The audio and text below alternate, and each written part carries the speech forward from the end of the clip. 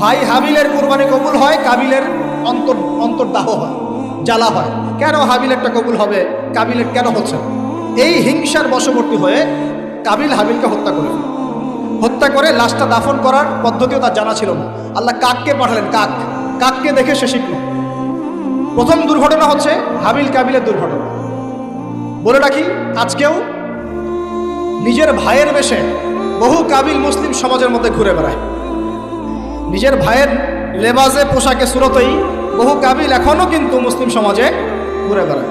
তো আমরা কাবিলদেরকে কাবিলের পরিণতি সম্পর্কে সচেতন করতে চাই। হাবিল বলেছিল, তুমি যদি আমাকে মারতে আসো, আমি তোমাকে মারার জন্য হাত বাড়াবো না। হাবিল জান্নাতে যাবে আর কাবিল জাহান্নামে যাবে। কেন কাবিল জাহান্নামে যাবে? নবীজি বলেছেন, পৃথিবীর প্রথম হত্যাকাণ্ড সংগঠিত করেছে কাবিল।